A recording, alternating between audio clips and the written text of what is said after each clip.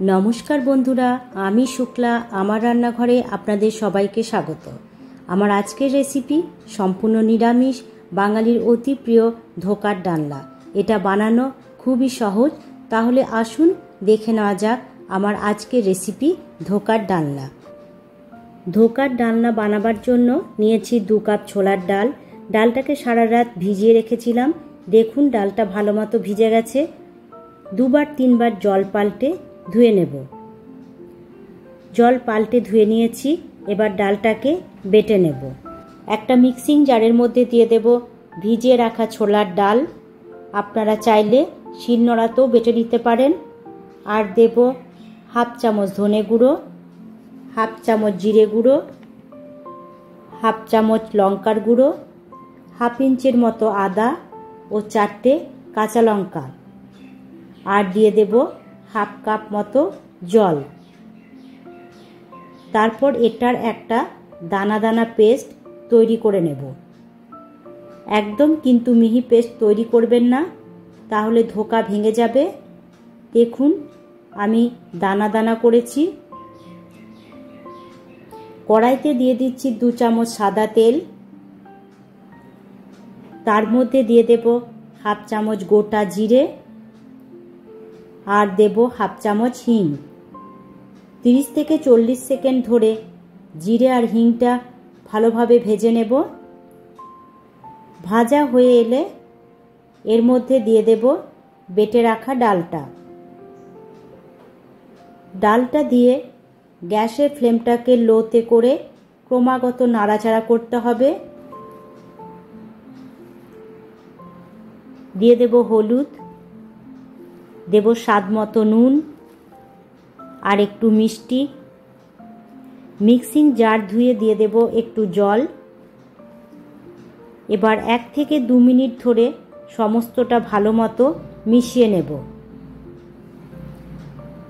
সমস্তটা মেশানো হয়ে গেলে 3 থেকে 4 মিনিট ধরে লো ফ্লেমে ক্রমাগত নাড়াচাড়া করে পুরটা তৈরি করে নেব।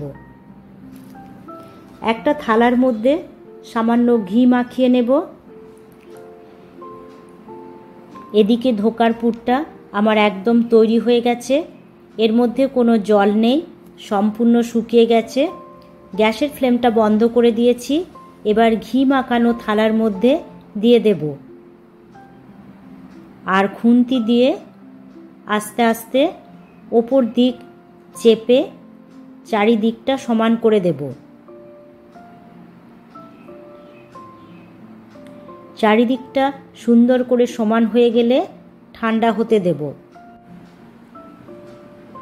ঠান্ডা হয়ে গেলে কেটে নিতে হবে।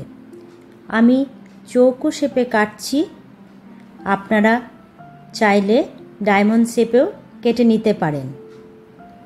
সমানভাবে চৌকো করে আমি ধোকাগুলো কেটে নেব।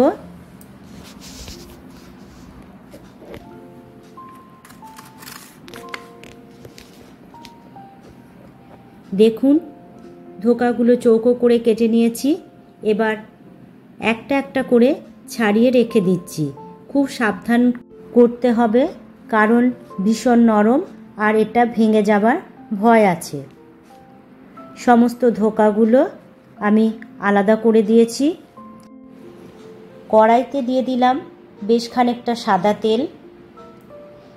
তেল ভালো মতো গরম হয়ে গেলে একটা একটা করে কাঁচা ধোকা গরম তেলে দিয়ে মিডিয়াম টু হাই ফ্লেমে ধোকাগুলো ভেজে নেব।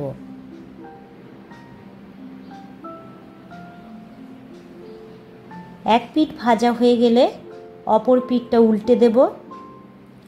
একসঙ্গে অনেকগুলো ধোকা দিয়ে কখনোই ভাজবেন না। ম্যাক্সিমাম 3 থেকে 4টে ধোকা দিয়ে ভাজবেন। ধোকাগুলো ভাজা হয়ে গেছে। একটা পাত্রে তুলে নেব। এইভাবে বাকি ধোকাগুলো ভেজে নেব।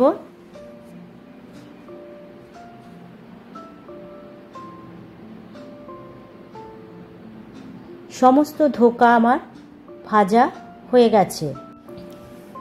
কড়াইয়ের মধ্যে দিয়ে দেব 3 চামচ সর্ষের তেল।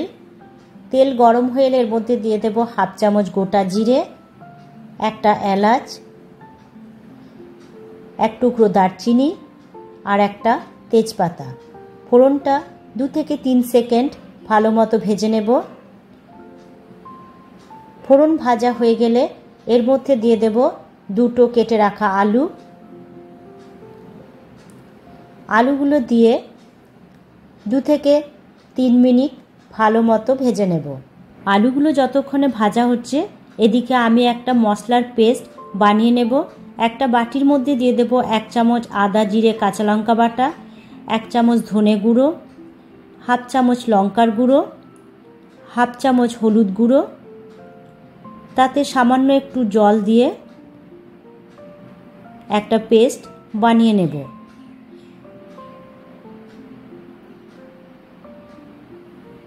আলুগুলো ভাজা হয়ে গেছে, এবার এর মধ্যে দিয়ে দেব বানিয়ে নেওয়া মশলার পেস্ট। মশলাটা দিয়ে 2 থেকে 3 মিনিট ভালো মতো কষিয়ে নেব আর গ্যাসের ফ্লেমটা লো টু মিডিয়ামে রাখব। মশলা কষানো হয়ে গেলে এর মধ্যে দিয়ে দেব একটা বেটে নেওয়া টমেটো। টমেটোটা দিয়ে আরও 2-3 মিনিট কষিয়ে নেব। মশলাটা কষানো হয়ে গেলে এর মধ্যে দিয়ে দেব স্বাদ মতো নুন, দেব সামান্য একটু মিষ্টি আর একটু জল দিয়ে আরও 2 মিনিট কষিয়ে নেব।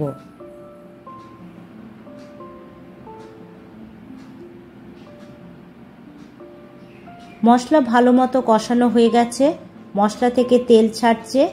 এবার এর মধ্যে দিয়ে দেব পরিমাণ মতো জল। জলটা একটু বেশি লাগে কারণ ধোকাগুলো দিলে জলটা টেনে যায়। জল দিয়ে আলু মশলা ভালো মতো জলের সাথে মিশিয়ে দেব। ঢাকা দিয়ে 5 মিনিট আলুটা সেদ্ধ হতে দেব। 5 মিনিট পর ঢাকা খুলে দেখে নেব আলু সেদ্ধ হয়েছে কিনা। আলু সেদ্ধ হয়ে গেছে। এর মধ্যে দিয়ে দেব ভেজে রাখা ধোকাগুলো দিয়ে গ্যাসের ফ্লেমটা লোতে রেখে 1 থেকে 1.5 মিনিট ঢাকা দিয়ে ধোকাগুলোকে গ্রেভিতে ফুটিয়ে নেব।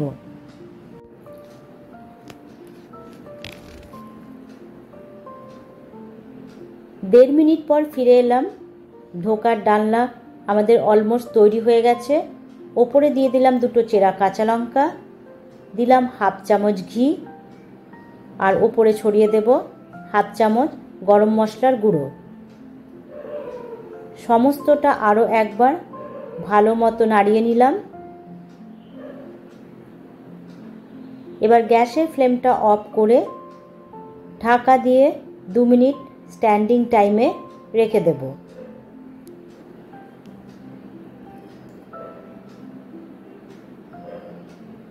দু মিনিট পর ফিরে এলাম। আমাদের ধোকার ডালনা একদম তৈরি। এবার এটা গরম গরম সার্ভ করব। এটা গরম ভাত, রুটি, পরোটা সব কিছুর সাথে খেতে অসাধারণ লাগে। বাড়িতে অবশ্যই একবার ট্রাই করে দেখবেন। আশা করি আপনাদের সকলেরই খুব ভালো লাগবে। আমার আজকের এই রেসিপিটি আপনাদের কেমন লাগলো অবশ্যই জানাবেন, আর ভালো লাগলে একটা লাইক ও শেয়ার করবেন। আজ তাহলে এই পর্যন্তই। দেখা হচ্ছে পরবর্তী ভিডিওতে। টাটা।